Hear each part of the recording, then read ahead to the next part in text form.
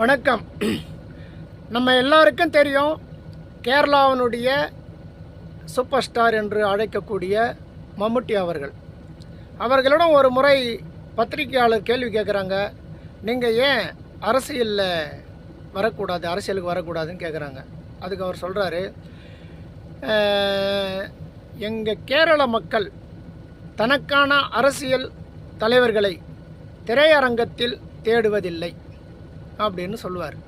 அதனுடைய அர்த்தம் என்னன்னு பார்த்தீங்கன்னா, சினிமாவில் நடிப்பவர்களை தனக்கான தலைவர்களாக எங்களுடைய கேரள மக்கள் தேர்வு செய்வதில்லை.